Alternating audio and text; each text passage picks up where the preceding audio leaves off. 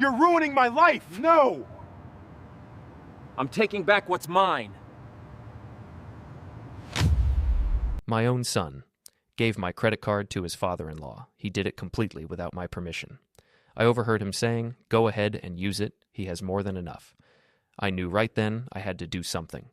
An action that would change all of their lives forever. Before we continue, we ask you to hit the hype button, subscribe, and like the video to help the channel grow. Tell us which city you are from in the comments. We would like to get to know our audience better. The words came through the shop office door like a blade between the ribs. I was bent over a carburetor rebuild on the bench, hands slick with cleaner, when I heard Ryan's voice drift in from the customer lounge. He was on his phone, laughing that easy, careless laugh he'd had since he was 16 and discovered that charm could cover a lot of sins. "Yeah, Gerald, seriously. Go ahead and use it. He has more than enough." I straightened slowly. The carburetor body clattered onto the bench.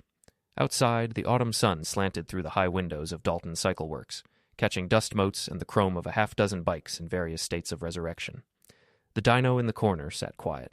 The air smelled like chain lube and old coffee, more than enough. I wiped my hands on a shop rag and walked to the doorway. Through the glass partition, I could see Ryan pacing near the magazine rack, phone pressed to his ear, grinning. He wore the kind of jeans that cost $200 to look worn out and a moto jacket that had never seen a real ride. His hair was perfect. It was always perfect. He didn't see me watching. "No, Dad won't even notice," Ryan said. "Trust me. Just keep the charges reasonable and we're golden." Gerald, Ava's father. The man who always had a deal cooking, always had a venture that just needed a little bridge capital, always wore a Rolex but never seemed to have cash for lunch. I'd met him exactly 4 times, and each time he'd tried to pitch me something. Ryan ended the call and pocketed his phone. He turned and caught me standing there.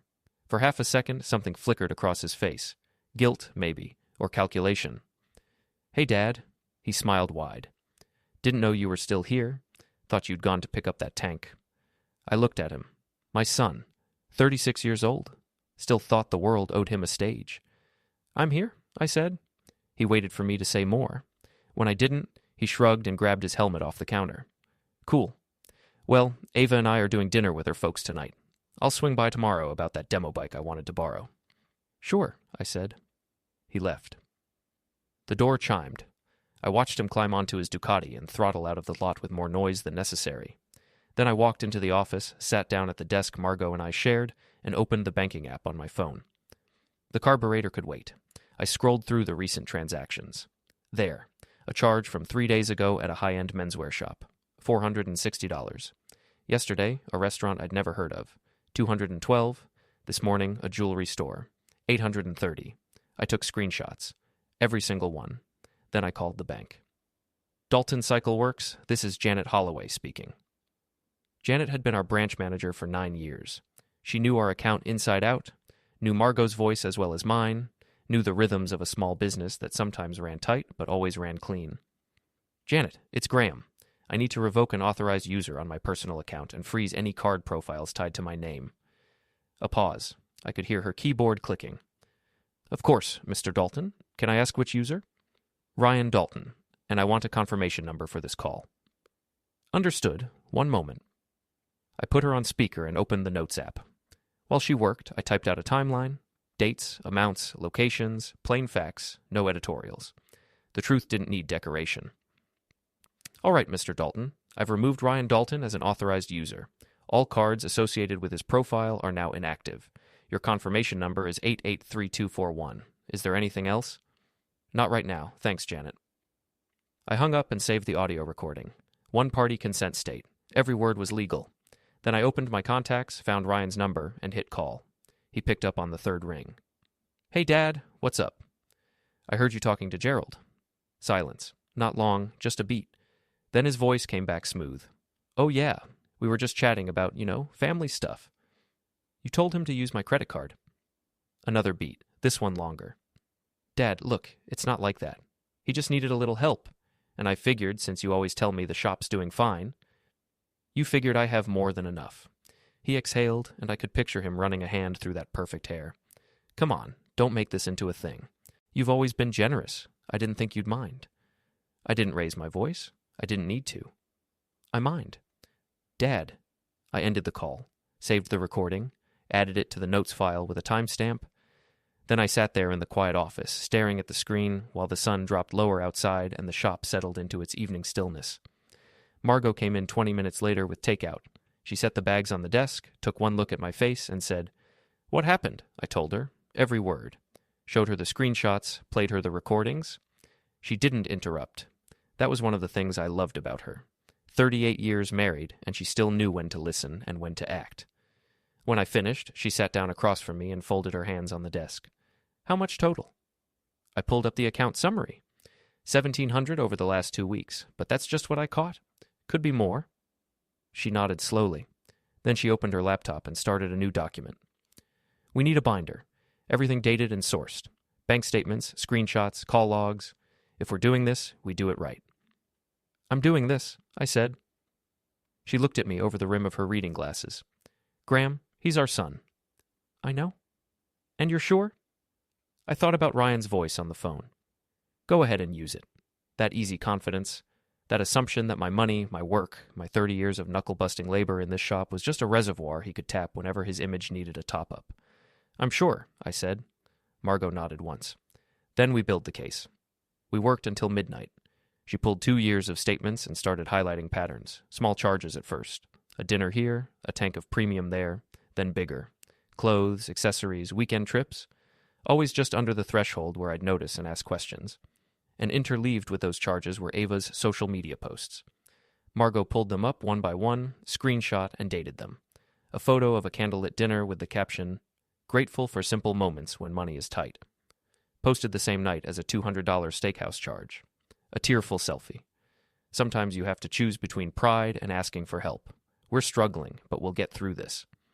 Posted 6 hours after an $800 shopping spree. Margot compiled it all into a binder with tabs and summaries. No anger, no accusations, just facts, dates, and pictures.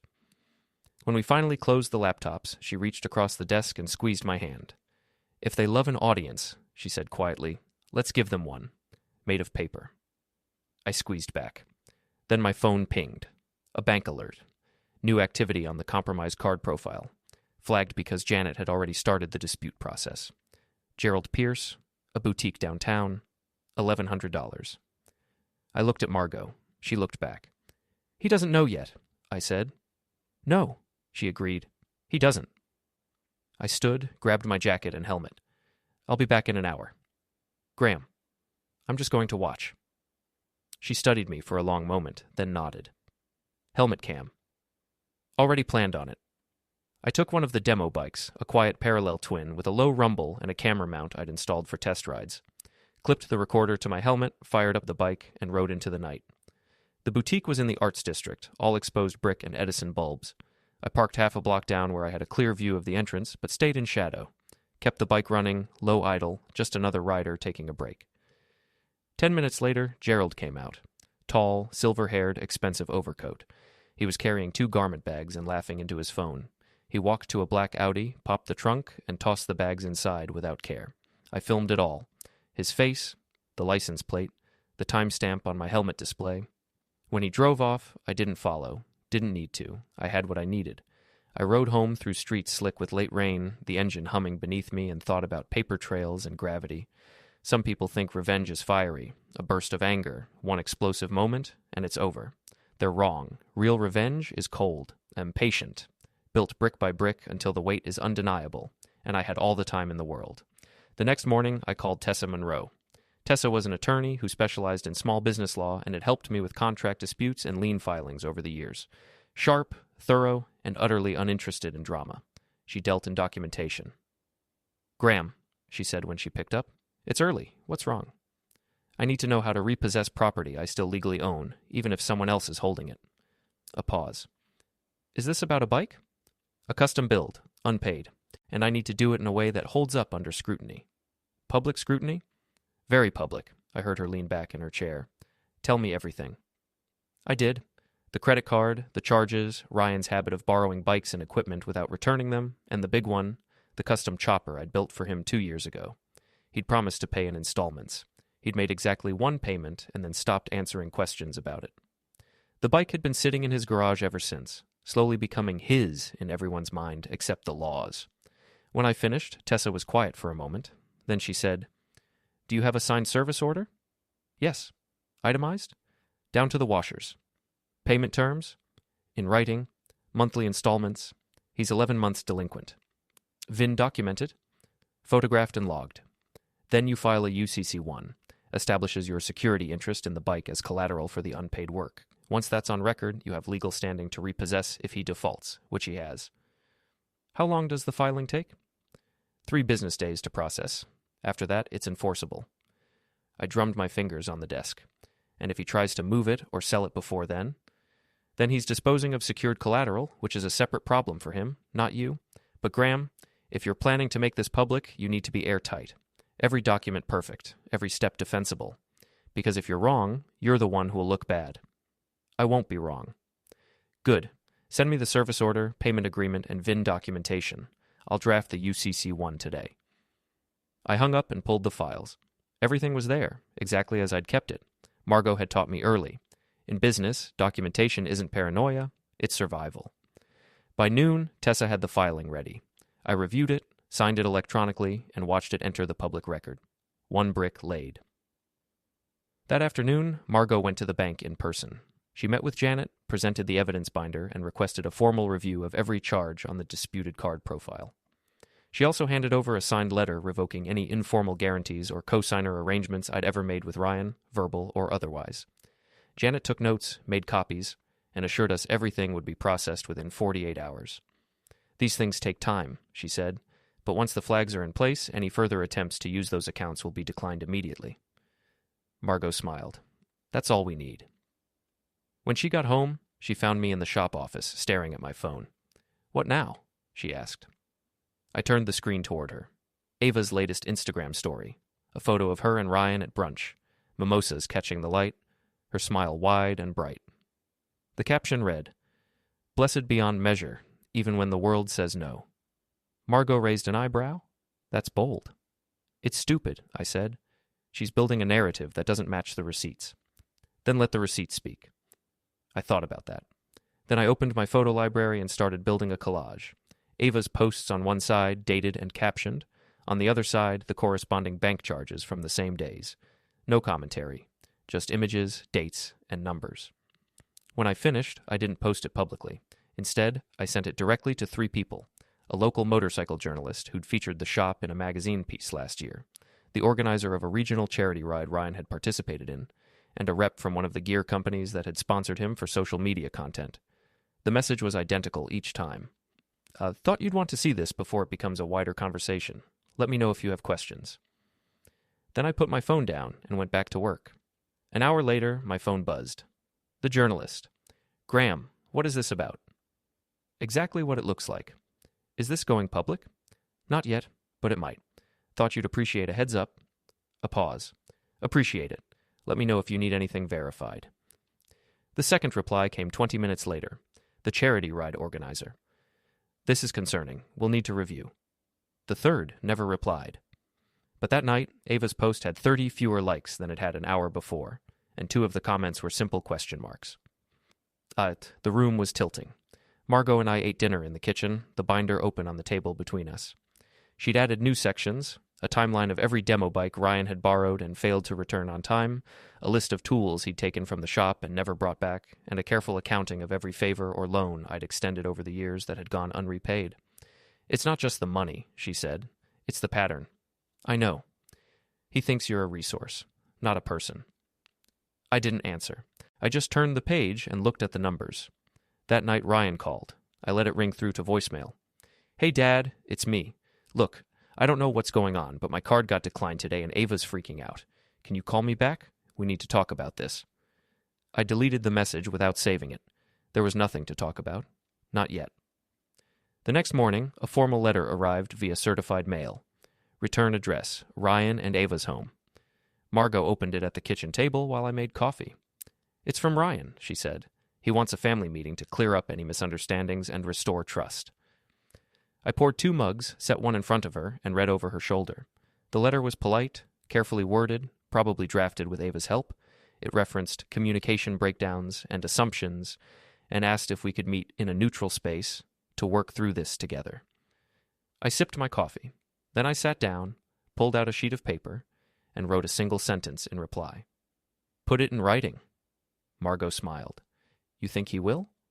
"No." I mailed the reply that afternoon. Then I went back to work. Silence. For 3 days, nothing. No calls, no texts, no follow-up letter, just silence. And then, on the 4th day, Margot came into the shop holding her phone. Her face was pale. "Graham, you need to see this." She turned the screen toward me. It was an event page, a charity ride and sponsor showcase scheduled for 2 weeks out. The host, a local motorcycle club with a solid reputation. The co-host, Ryan Dalton. And there, in the promo image, was my custom chopper. The one I'd built, the one he'd never paid for, the one I'd just filed a UCC-1 lien against. The caption read, "Exclusive first look at Ryan Dalton's newest build partnership. See it live on the dyno." I stared at the screen for a long moment. Then I smiled. "Checkmate," I said quietly, "is about timing, not fury." I stood in the shop that evening with Tessa on speakerphone and the event page open on the tablet in front of me. Margot sat across the workbench, pen in hand, already taking notes. "He's planning to unveil it," I said, 2 weeks from now, on a dyno, in front of sponsors and a crowd. Tessa's voice came back calm and measured. "And you have the UCC-1 filed?" "Yes, 3 days ago." "Payment agreement on record?" "Signed and notarized." "VIN photos?" "Cataloged." A pause. Then she said, "Graham, you understand what you're about to do?" "I'm going to repossess my property. Legally. Publicly. It will be permanent. Socially, I mean. You'll be burning bridges." "The bridges are already ash," I said. "I'm just sweeping up." She exhaled. "All right, then we do this correctly. You'll need a plan for the event itself. Security will be present, and you can't afford to look like the aggressor. We need the documentation visible, the process clean, and your rights indisputable." Margot leaned forward. "What do we need?" "3 things," Tessa said. "First, a copy of the UCC-1 filing and the service order, printed and ready to hand to event staff or security the moment anyone questions you. Second, a portable lock or wheel clamp so you can physically secure the bike before moving it. Third, a trailer and tie-downs so you can remove it immediately without needing a tow service. Make it quick, clean, and professional." I wrote it all down. "What about the crowd?" "Let them watch. If anything, the crowd is your ally. Transparency protects you. If you do this in shadows, it looks like theft. If you do it under lights with paperwork in hand, it looks like justice." We thanked her and hung up. Margot set her pen down. 2 weeks, that's time to prepare, but not much. "It's enough," I said. The next morning, I called an old friend. Hank Rucker was a contractor by trade, a rider by passion, and the kind of guy who could rig a loading ramp in 15 minutes with whatever materials were lying around. We'd known each other for 20 years, ever since I'd rebuilt the engine on his Sportster and refused to charge him full price because he'd helped me move the dyno into the shop. "Hank, I need a favor." "Name it." "I need a trailer rated for 1,000 pounds, a heavy-duty lock, and your time on a Saturday 2 weeks out." "What are we moving?" "A bike." "Whose bike?" "Mine." A pause. Then he laughed. "Graham, you're the most boring man I know, so if you're calling in favors, something interesting is happening." "I'm in. What time?" "I'll let you know. It's an event. Could get loud." "Even better." I gave him the date and promised details closer to the event. He agreed without hesitation. That was Hank. No questions, no judgments, just showing up. Next, I turned my attention to the bike itself. I needed proof, ironclad and visual, that the custom was mine.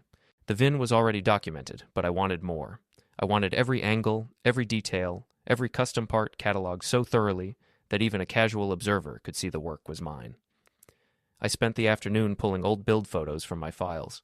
Progress shots I'd taken during the fabrication, close-ups of the hand-formed tank, the custom exhaust, the one-off seat pan.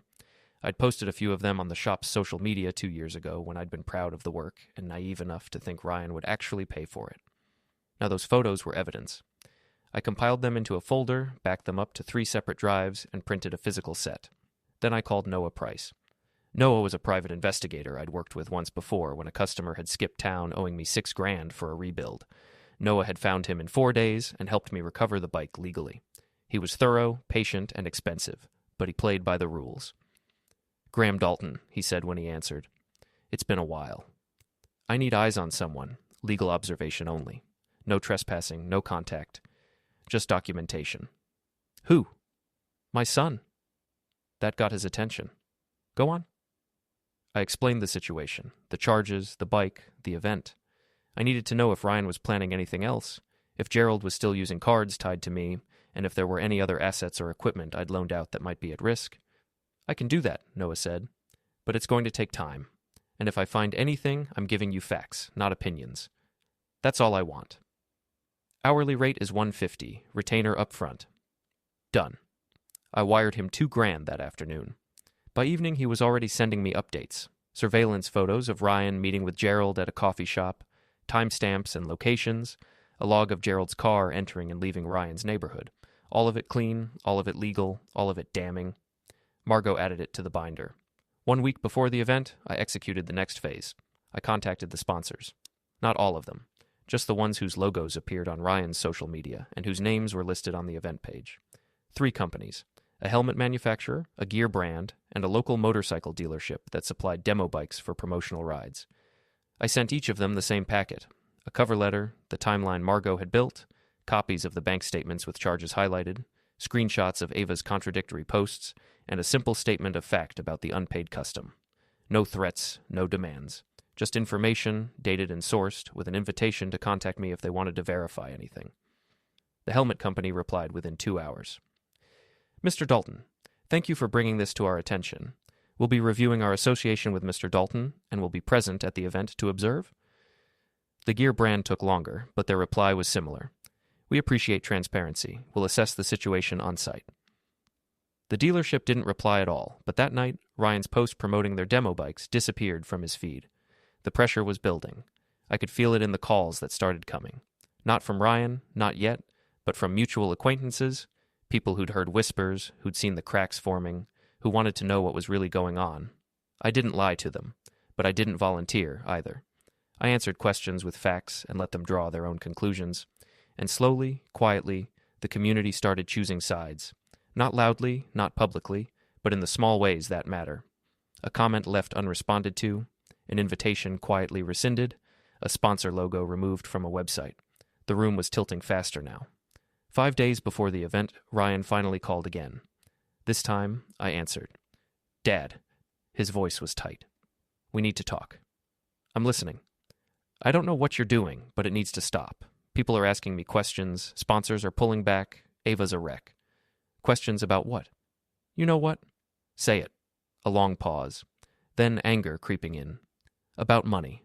About the card. About the bike. What about the bike? Don't play games, Dad. I know you filed something. Tessa's office sent me a copy. That's how liens work, Ryan. Public record. It's my bike. No, I said calmly. It's my bike. You're 11 months delinquent on payment. I have the contract, I have the VIN, I have the work orders. You have nothing but possession, and possession is an ownership. His breathing came hard over the line. You're really going to do this? I already did it. At the event? In front of everyone? If that's where the bike is, yes. Dad, please, don't do this. We can work something out. I'll pay you. You'll what? Pay me with my own money? Silence. Ryan, I said, you had 2 years to make this right. You chose not to. Now I'm choosing. This will ruin me. You ruined yourself. I'm just cleaning up. I ended the call. Margot looked at me from across the table. That was hard. Yes. Do you regret it? I thought about that. About 36 years of watching him grow, of teaching him to ride, of believing that someday he'd see past the surface and understand what work really meant. No, I said. I don't. She nodded. Good, because it's too late to stop now. That night, I got a text from Gerald. We need to talk. Name the time and place. I didn't reply. 3 days before the event, Noah sent me his final report. 12 pages of surveillance logs, photos, and timelines. Gerald had been using the card right up until Janet froze it. Ryan had borrowed 2 more demo bikes from other shops and failed to return them on time. And Ava had been doubling down on social media, posting tearful videos about family betrayal and cutting off toxic people. The report also included something I hadn't asked for, a screenshot of a group chat between Ryan, Ava, and Gerald, obtained legally when Ava had posted it briefly to her Instagram story before deleting it. In the chat, Ryan had written, "The old man won't do anything. He never does. Just keep your head down and let it blow over." I read that line 3 times. Then I printed the report and added it to the binder. 2 days before the event, I went to the shop early and pulled the trailer into the bay. I inspected every strap, every tie-down, every inch of the hitch. Hank arrived mid-morning with the heavy-duty lock, a commercial-grade U-bolt that could secure a wheel and wouldn't come off without a grinder.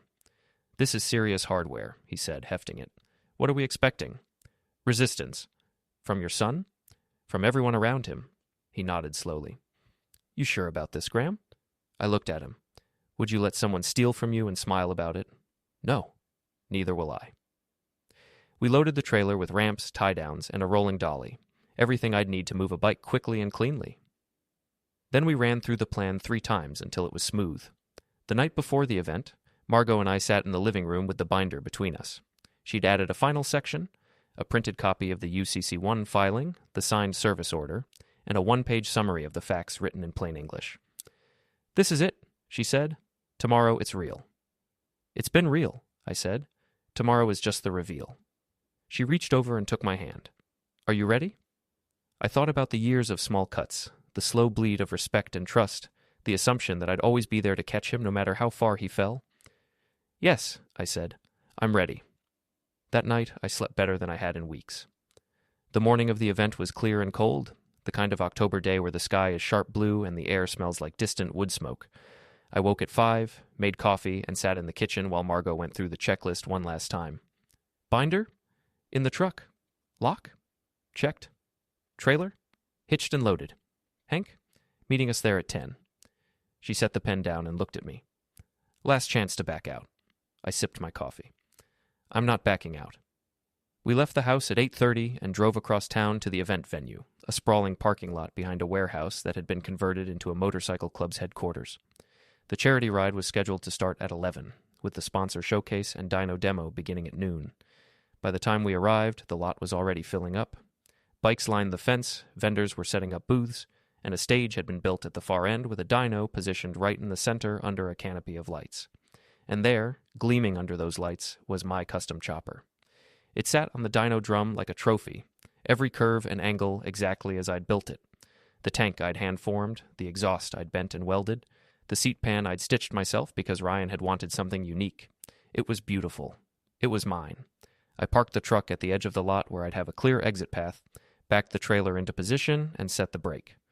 Margot stayed in the cab, binder on her lap, phone in hand. Hank pulled up 10 minutes later in his own truck, nodded once, and took up a position near the trailer. "How do you want to play this?" he asked. "Quiet until it's time, then fast." "Got it." I walked toward the stage, weaving through clusters of riders and spectators. The air buzzed with conversation and the low rumble of idling engines. Near the vendor row, I spotted the helmet company's booth. Their rep, a woman named Lisa, caught my eye and gave a small nod. The Gear brand's booth was 2 spots down, their logo prominent, their staff watching the stage with careful expressions. The sponsors were here, and they were paying attention. At 11, the charity ride rolled out, a procession of bikes thundering through the lot and onto the road. Ryan and Ava led the pack, waving to the crowd, their smiles wide and practiced. Gerald stood near the stage, arms crossed, watching everything with the smug expression of a man who thought he'd already won. I stayed in the background, watching, waiting. At noon, the riders returned and the crowd gathered around the stage. An announcer took the mic and started hyping up the showcase. Sponsors were thanked. Door prizes were announced, and then, finally, the moment arrived. "And now," the announcer said, his voice booming over the PA, "we're proud to introduce a special guest and partner, Ryan Dalton, who's here today to share an exciting new build collaboration. Let's give him a hand." The crowd clapped. Ryan climbed the stage steps, Ava beside him, and took the mic with the ease of someone who'd done this 100 times. "Thank you, everyone," he said. "It's an honor to be here supporting this amazing cause, and I'm excited to share something I've been working on for a long time." He gestured toward the bike. "This custom build represents everything I love about the craft. Clean lines, raw power, and a whole lot of heart.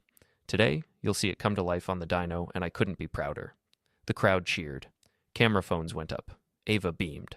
I walked toward the stage. No one stopped me. I wasn't running. I wasn't shouting. I was just walking, steady and calm, with a rolled-up paper in my hand.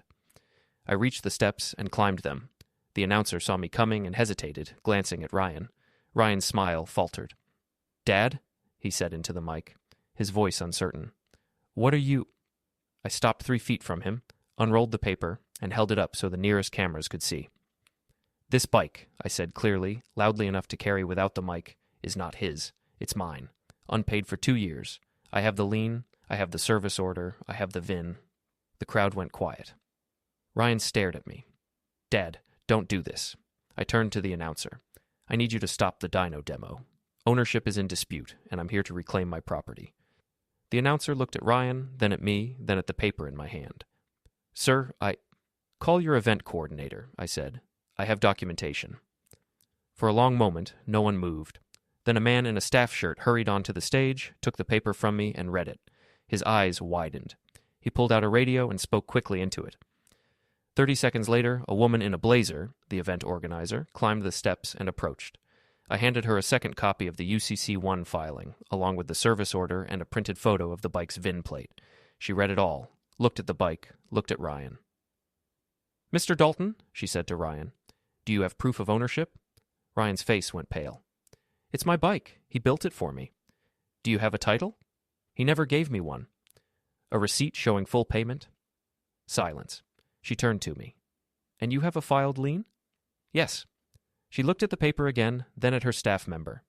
"Cut power to the dyno. We're not running anything until this is resolved." A murmur went through the crowd.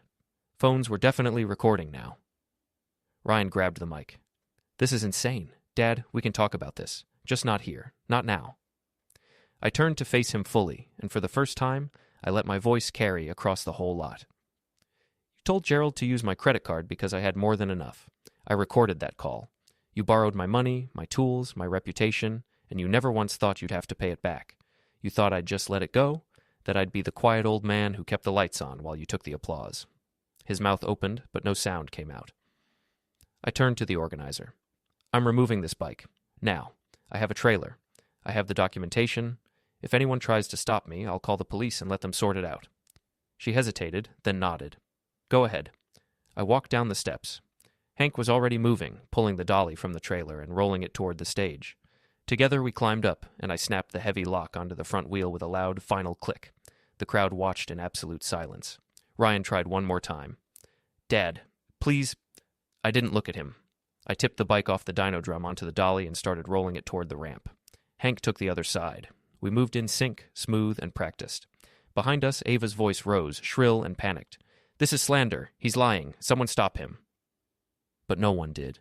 The crowd just parted, phones still raised, recording everything. We reached the trailer, ran the dolly up the ramps, and I cinched the tie-downs with quick, sure movements. 2 straps, then 2 more. I checked each one twice. When the bike was secure, I straightened and looked back toward the stage. Ryan stood frozen, the mic dangling from his hand. Ava was shouting at the organizer, who was shaking her head. Gerald had disappeared into the crowd, and the sponsors, the helmet rep, the gear brand staff, the journalists Noah had quietly alerted, were all watching, taking notes, recording the collapse in real time. I climbed into the truck. Margot was already in the passenger seat, binder closed, eyes forward. "Drive," she said. I drove. Behind us, the lot erupted into chaos. Shouting, arguments, phones ringing. But I didn't look back. I just drove, steady and calm, my bike secured and my documentation perfect. And for the first time in 2 years, I felt the weight lift. We didn't go home, not yet. I drove to the shop, backed the trailer into the bay, and unloaded the bike under the familiar hum of fluorescent lights. Hank helped me roll it into the far corner, where it sat quiet and clean, exactly where it belonged. "Hell of a morning," Hank said. "Yes. You okay?" I looked at the bike, my work, my sweat, my hours. "I'm fine." He studied me for a moment, then nodded. "Call if you need anything." After he left, Margot and I sat in the office. She opened the binder one last time and started adding the morning's events to the timeline. Notes on who had been present, what had been said, what documentation had been provided. "The organizer has copies of everything," she said. "So do the sponsors. If Ryan tries to spin this, the facts are already out there." "He'll try anyway." "Let him." My phone buzzed. A text from Lisa, the helmet company rep. "Thank you for your transparency. We've suspended our partnership with Ryan Dalton pending further review." Another buzz. The gear brand. "We've decided not to renew our agreement with Mr. Dalton. We appreciate you bringing this to our attention." I showed Margot. She smiled, tight and satisfied. "They're cutting him loose." "Good." Over the next hour, more messages came. Friends who'd been at the event. writers who'd seen the videos already spreading online, the motorcycle journalist who'd asked for my statement 3 days ago. "Graham, I'm writing a piece. Do you want to go on record?" I thought about that. Then I typed back, "Everything I said today is on record. The documents speak for themselves," he replied immediately. "Fair enough. For what it's worth, people are talking, and it's not going Ryan's way." I put the phone down. Margot closed the binder. What now? Now we wait. For what? For him to realize it's over. That night, alone in the house, I opened my laptop and checked social media. I didn't have much of a presence online, a shop page that Margot updated, and a personal account I barely used, but the algorithms knew where to look. Ava's feed was a wildfire. Post deleted, then reposted, then deleted again. Her comment sections had turned into battlegrounds, with some people defending her and others posting screenshots of the bank statements and receipts that had quietly circulated through the community. Ryan's page was worse. He'd posted a long, defensive explanation, full of words like misunderstanding and family conflict and my side of the story. But the comments beneath it were brutal. "Dude, your dad literally had receipts. So you stole from him and you're mad he called you out? This is embarrassing."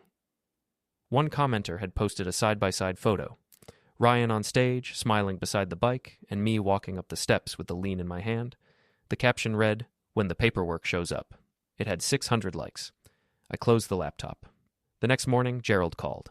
I let it go to voicemail. "Graham, it's Gerald. Look, I think there's been a huge misunderstanding. I didn't know the card wasn't authorized. Ryan told me it was fine. I'm happy to pay back whatever I spent. Let's just talk about this like adults." I deleted the message. An hour later, Ryan called. I didn't answer. His voicemail was longer, angrier. "Dad, you humiliated me, in front of everyone. Do you have any idea what you've done? My sponsors are gone. Ava's friends won't talk to her. People are treating me like a criminal. All because you couldn't just talk to me privately. You had to make a scene. You had to destroy me. I hope you're happy." I saved that one. Then I called Tessa. "How bad is it?" she asked. "Depends on your perspective. For me, it's done. For him, it's starting." "Has he threatened legal action?"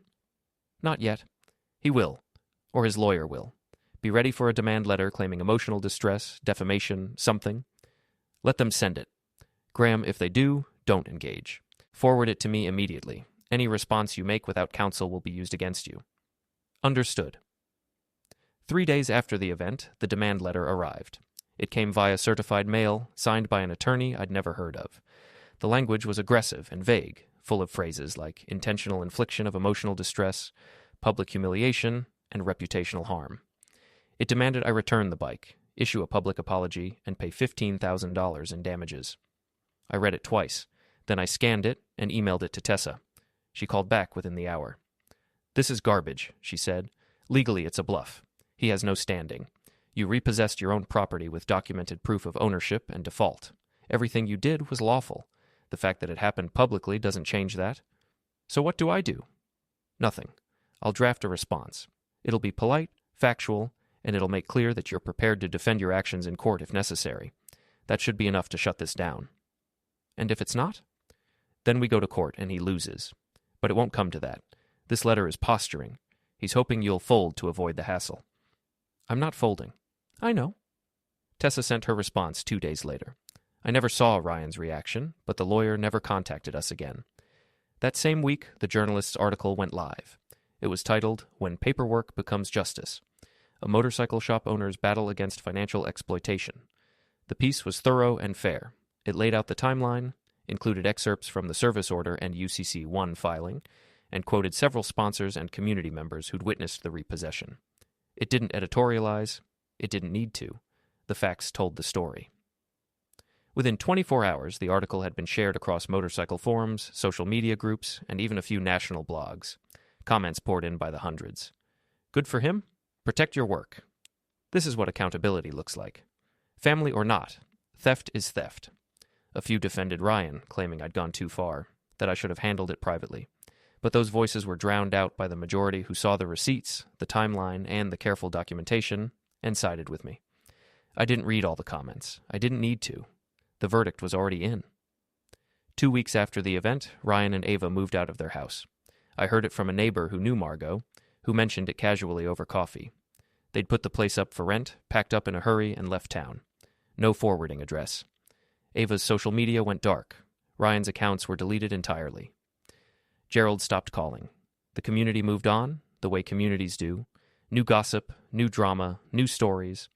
But every now and then, someone would come into the shop, glance at the custom chopper in the corner, and nod. They knew, and that was enough. 1 month after the event, I was working on a carburetor rebuild when the shop door chimed. I looked up, expecting a customer. It was Ryan. He stood in the doorway, hands in his pockets, looking smaller than I remembered, thinner, tired. "Hey, Dad," he said quietly. I set down my tools. "Ryan, can we talk?" "About what?" He stepped inside, glanced around the shop like he was seeing it for the first time. "I wanted to say I'm sorry." I waited.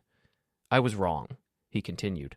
"About the card, about the bike, about all of it. I don't know what I thought. That it didn't matter, that you wouldn't care. I was stupid." I watched him, studied the lines on his face, the way his shoulders slumped. "You were more than stupid," I said. "You were entitled." He flinched. "I know. Do you?" "Yeah." He rubbed his face. "I lost everything, Dad. The sponsors, the friends. Ava barely talks to me. We're living in a rental an hour away, and I'm working a desk job just to pay bills." "Good." He looked up sharply. "What?" I said good. "Maybe now you'll understand what work actually costs." His jaw tightened. "I came here to apologize. And I'm accepting your apology. But that doesn't mean I forgive you. Not yet. Maybe not ever." "Dad?" "You didn't just take my money, Ryan. You took my trust. And trust isn't a credit card. You don't just swipe it and hope it clears." He stared at me for a long moment. Then he nodded slowly. "I know. Do you want the bike?" He blinked. "What?" "The custom. Do you want it? Pay me what you owe, we'll draw up a new agreement, and it's yours." "I don't have that kind of money." "Then you don't get the bike." He looked at the chopper in the corner, gleaming under the shop lights. Something flickered across his face. Regret, maybe, or just exhaustion. "I should go," he said. "Yeah." He turned toward the door, then paused. "For what it's worth, I really am sorry." "I know." He left. The door chimed. The shop fell quiet again. Margot came out of the office a few minutes later. "Was that Ryan?" "Yes." "What did he want?" "To apologize." "Did you forgive him?" I picked up my tools and went back to the carburetor. "Not yet." She nodded. "Good." That night, I sat in the living room with a glass of whiskey and thought about the last 2 months. The planning, the patience, the cold, methodical dismantling of a lie. Some people would call it cruel. I called it necessary. Because the truth is, revenge isn't about heat. It's not about rage or force or smashing things. It's about building something so airtight, so undeniable, that when the moment comes, all you have to do is let gravity work. I'd built my case the way I built engines, with precision, care, and an understanding that every part had to fit. And when the moment came, I'd let it fall. No yelling, no fists, just paper, time, and the simple, terrible weight of consequence. I finished my whiskey and went to bed. The bike was still in the shop, the binder was still on the shelf, and I slept soundly. Winter came early that year. By mid-November, frost crept across the shop's windows each morning, and I'd fire up the old space heater before the first customer arrived. Business was steady, maybe even a little better than before. Word had spread, not through gossip, but through respect. People appreciated a man who stood his ground with documentation instead of fists. The custom chopper still sat in the corner, gleaming under the lights.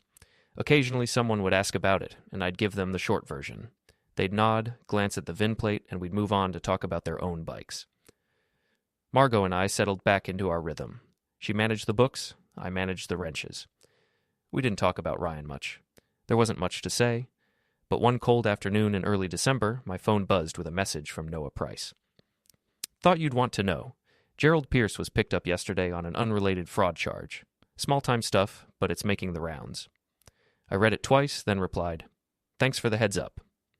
That night, I told Margot over dinner. She smiled, the kind of smile that doesn't need words, and refilled my coffee. "Do you think Ryan knows?" she asked. "Probably." "Do you care?" I thought about that. "No." She reached across the table and squeezed my hand. "Good." Christmas was quiet that year. We didn't hear from Ryan, didn't expect to. Margot's sister invited us to her place in Oregon, and we spent a week in the mountains, away from the shop and the phone and the weight of everything that had happened. When we got back, the shop felt lighter, like the air itself had changed. One afternoon in early January, a young guy came in with a tired Yamaha and a tight budget. He wanted a tune-up, but wasn't sure he could afford it. I gave him a fair price, threw in a free chain adjustment, and sent him on his way. As he left, he paused at the door and glanced at the custom chopper. "That's a beautiful build," he said. "Thanks. You do custom work?" "Sometimes, if the project's right." He nodded thoughtfully. "I might come back. When I've saved up." "I'll be here." February came, and with it a thaw. Spring was coming, and riders were waking up their bikes. One morning, Tessa called. "Graham, I wanted to give you an update. Ryan's lawyer contacted me last week. They're dropping everything. No lawsuit, no further demands. It's over?" "Why now?" "My guess? They realized they had no case. Or maybe Ryan just doesn't have the energy anymore." I thanked her and hung up. Margot was in the office. I leaned against the doorframe. "Tessa says Ryan's lawyer dropped it." She looked up. "Good. How do you feel?" she asked. I thought about the months of planning, the careful documentation, the cold satisfaction of watching it all come together under the lights. "I feel like I did the right thing." "You did?" "Even if it cost me my son?" She set down her pen. "Graham, you didn't lose your son. He lost himself. You just stopped enabling it." I nodded. She was right. That night, I stayed late in the shop. Not working, just sitting on the stool by the workbench, listening to the building settle. The custom chopper sat in the corner, silent and perfect. I didn't regret taking it back. I didn't regret any of it. March arrived with rain. It drummed against the shop's metal roof in steady waves. I spent most of that month inside, buried in work, rebuilds, diagnostics, a full custom exhaust system for a guy who'd been saving for 2 years. The rhythm felt good, clean, purposeful. One rainy afternoon, as I was bleeding a brake line, the shop door chimed. I glanced up. It was Ava. She stood in the doorway, rain dripping from her coat, looking like she'd aged 5 years in 5 months. No makeup, none of the polish I remembered. She looked tired. I straightened slowly, wiping my hands on a rag. "Ava." "Graham." Her voice was quiet. "Can I talk to you for a minute?" I nodded toward the customer lounge. "In there." We sat on opposite sides of the small table. "I know you probably don't want to see me," she started. "That's true." She flinched. "I wanted to say I'm sorry, for my part in everything. I didn't know the card wasn't authorized. Ryan said it was fine, and I trusted him." "And the posts? The ones about struggling while you spent my money?" Her face went red. "I was trying to build a brand. It was dumb. I see that now." "Why are you here, Ava?" She took a breath. "Because Ryan won't, and because someone should say it out loud. You were right. We took advantage. We lied. And what you did, it wasn't cruel, it was fair." I let her words sit there. "Where's Ryan now?" I asked finally. "At work, managing inventory for a warehouse. It's not what he wanted, but it pays the bills." "And you?" "Working retail, part-time." She hesitated. "We're getting by, barely." "Good." She looked up. "Good?" "Yeah. Work builds character. Maybe it'll build some in him." She stood, pulled her coat tighter. "I just wanted you to hear it." I heard it. She left. The door chimed. The rain kept falling. Margot came out of the office. "Was that Ava?" "Yes," she apologized. "Did you accept it?" I listened. "That's not the same thing." "No," I agreed. "It's not." By mid-April, the weather broke. Sunshine returned, and the roads dried out. The shop got busier. One Saturday morning, the young guy with the Yamaha walked through the door. "Remember me?" "I do." "I saved up. I want to talk about a build." We spent an hour going over what he wanted. A cafe racer-style conversion, clean and minimalist. He had good instincts. "I want something that feels like mine," he said. I nodded. "That's the right reason to build." As he left, he paused by the custom chopper. "This the one I heard about?" "Probably." He studied it. "You keeping it?" I thought about that. "For now." He nodded. "Work like that should stay where it belongs." In late May, I got a call from the charity ride organizer. "Mr. Dalton, we're planning this year's event. We'd love to have you and your shop involved." "In what capacity?" "However you're comfortable. After last year, people respect you." "I'll think about it." I told Margot about the call. "Are you going to do it?" she asked. "Maybe." She smiled. "You've come full circle." By mid-June, the cafe build was halfway done. The kid came by every week to check progress, ask questions, sometimes just watch me work. One afternoon he asked, "Did you always want to do this?" I thought back. I wanted to race. When I was your age, that was the dream. What happened? I wasn't good enough. So I shifted, started building instead of riding. Turned out I was better at it anyway. You ever regret it?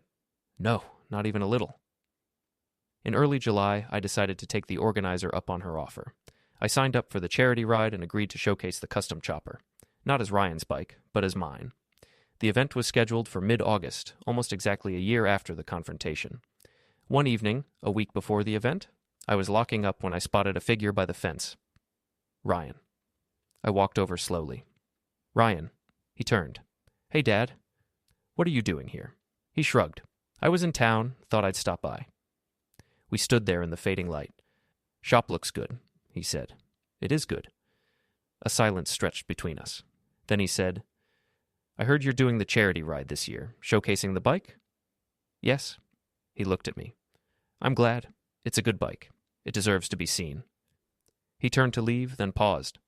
"Dad, I know I screwed up, and I know saying sorry doesn't fix it, but I'm trying to be better." I looked at him. Really looked. And for the first time in a long time, I saw something other than entitlement. I saw effort. "Okay," I said. He nodded and walked away. The morning of the charity ride broke clear and hot. I woke early, loaded the custom chopper onto the trailer, and drove to the venue with Margot beside me. The parking lot was already filling up when we arrived. Bikes everywhere, riders laughing, vendors setting up booths. The whole scene smelled like leather and exhaust. I backed the trailer into my assigned spot near the main showcase area but off to the side. Hank showed up with coffee and a grin. "Big day." "Just another ride," I said. I unloaded the chopper, rolled it into position, and set up a simple display. A printed card with the bike's specs and a line at the bottom that read, "Built by Dalton Cycle Works." No stories, no drama, just the work. By 10, the lot was packed. Riders streamed in, families wandered between booths, and the energy built like pressure in a cylinder. Lisa from the helmet company stopped by my booth. "Graham, good to see you back." "Good to be back. That bike still turns heads." She gestured toward the chopper. "You thought about selling it?" "Not really." She smiled. "Smart. Some things are worth more than money." Throughout the morning, people stopped to look at the bike. Some recognized it from last year. Others just admired the work. I answered questions, talked specs, handed out shop cards. No one mentioned Ryan. At noon, the charity ride rolled out. 200 bikes, maybe more, thundering through the lot and onto the open road. I rode near the middle of the pack, wind in my face, engine humming beneath me, feeling the pure, simple joy of movement. When we returned an hour later, the showcase portion began. Bikes lined up, owners standing beside them, crowds wandering through to vote on their favorites. I stood beside the chopper, hands in my pockets, watching people react to the work I'd done. And then I saw him. Ryan. He was standing at the edge of the crowd, 20 feet away, just watching. Not approaching, not hiding, just there. Our eyes met. He nodded once, I nodded back. Then he turned and walked away, disappearing into the crowd. Margot appeared at my elbow. "Was that—" "Yeah? You okay?" I thought about that, about the year that had passed, the bridges burned and the lessons learned. "Yeah," I said. "I'm okay." The event wrapped up at 4. Awards were given. The chopper took second place in the custom category. I accepted the small trophy, shook hands with the organizers, and loaded the bike back onto the trailer. As we drove home, Margot said, "You looked happy today." "I was. Good." That night, I sat in the shop alone, the trophy on the workbench, the chopper gleaming in the corner. I thought about Ryan, about the effort I'd seen in his eyes, about whether that effort would last or fade like everything else he'd tried. I didn't know, but I knew this. I'd done what I needed to do. I'd drawn the line. I'd protected my work. The rest was up to him. Fall came fast. September blurred into October, and the shop stayed busy. The cafe racer build was finished, and the kid picked it up on a Saturday morning with a grin so wide it could have split his face. "It's perfect," he said, running his hand over the tank. "Exactly what I wanted." "Good." He fired it up, listened to the engine settle into its rhythm, and looked at me. "Thank you, really. You paid for it. No thanks needed." Still, he shook my hand. "I'll be back. Next project." He rode off, and I watched him disappear down the street. That's what it was about. That moment. The handoff. The work made real. One afternoon in late October, Margot came into the shop holding an envelope. "This came for you." I wiped my hands and opened it. Inside was a handwritten letter. Ryan's handwriting. I almost didn't read it. Almost threw it away, but I didn't. "Dad," it began. "I'm not asking for anything. I just wanted you to know I'm still working on being better. I got promoted at the warehouse. Ava and I are doing okay. We're talking about moving back closer to town next year. I don't know if that matters to you. Maybe it doesn't. But I wanted you to know I'm trying. Ryan." I folded the letter and set it on the workbench. Margot watched me. "What are you going to do?" "Nothing. Nothing. He's not asking for anything, so there's nothing to do." She nodded slowly. "But you read it." "Yeah. That's something." Maybe it was. In early November, Tessa called with news. "Graham, Gerald Pierce took a plea deal. He's going to serve 8 months. Thought you'd want to know." "Thanks. Does it change anything for you?" "No, it just closes the loop." "Good. You deserve closure." I hung up and went back to work. Closure. Funny word. Like you could just close a door and walk away clean. Maybe you could. Maybe that's what I'd done. The week before Thanksgiving, Ryan called. I stared at the screen for a long moment before answering. "Ryan." "Hey, Dad. I hope it's okay that I called. What do you need?" "Nothing. I wanted to say thank you." "For what?" "For not giving up on me, even when you had every reason to." I didn't know what to say to that. "I saw the letter," I said finally. "Yeah, I wasn't sure if you'd read it." I read it. A pause, then quietly. "Does that mean anything?" I thought about that.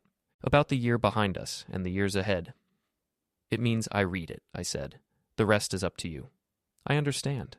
"Ryan." "Yeah? Keep working. Keep trying. That's all anyone can do." "I will."